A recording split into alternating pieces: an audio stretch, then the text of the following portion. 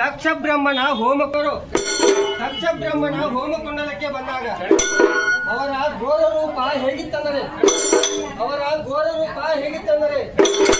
ರೌದ್ರಾಕಾರದಿಂದ ಕಳಿಸುತ್ತ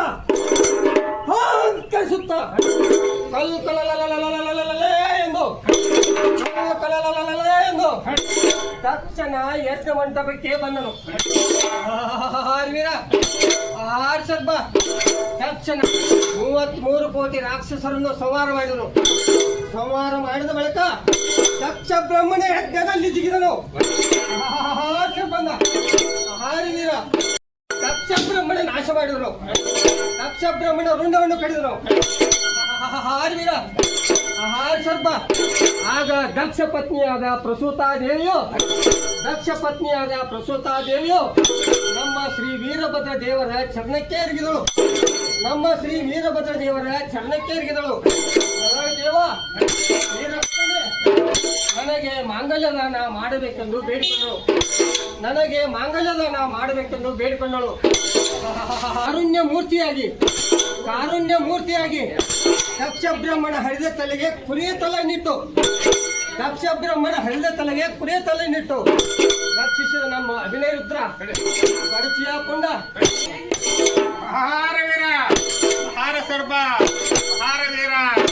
ಹಾರ ಸರ್ಪ ಎಲ್ಲವೂ ತೇಜು ವಾಯು ಆಕಾಶಂಬ ಪರಶಿವನಿಂದ ಹುಟ್ಟಿದ ಪಂಚತತ್ವಗಳಿಂದ ನಿರ್ಮಿತವಾದ ಪಂಚಮನ ಕೇಳಿ ಕಟ್ಟಿರಂಬುದೇ ಮಾತ ಕ್ರೋಧ ಮೋಹ ಅಸ್ತ್ರಗಳಿಂದ ಕೆಟ್ಟರಂಬುದೇ ಮಾತಾಡೋದು. ಈ ನ್ಯಾಯಸ್ಥಾನದವರು ಈ ದೋಷಿತವಾದ ವಸನಿಗೆ ಕೆಲಸಲಾದವರು ದೇವ ಕಳೆ ರಮಣ ಹರೇ ವೀರಭದ್ರ ಹರೇ ಅಂದ. ಲಿಂಗವಿರುವುದು ತೆಂಗಿನ ಮರದಲ್ಲಿ ಇಂತಪ್ಪ ಲಿಂಗವನ್ನು ಬಿಟ್ಟು ಸಂತಿಗೆ ಹೋಗಿ 3 ಪಾಕಿ ಲಿಂಗಗಳು ತಂದು 6 ಪಾಕಿ ವಸ್ತ್ರಗಳು ತಂದು ಬೋಧಕವಿಲ್ಲ, ಶಾಸ್ತ್ರವಿಲ್ಲ, ಮಂತ್ರವಿಲ್ಲ, ಕೂತಿ ಇಲ್ಲ, ಇಲ್ಲ ಕಟ್ಟಿ ಜೀವನವನ್ನು ತಂದು ಊರನ್ನ ಮೆರೆದಂದಾತ ಅಂಬಿಗೆ ಚೌಡಯ್ಯ ಮುದ್ರ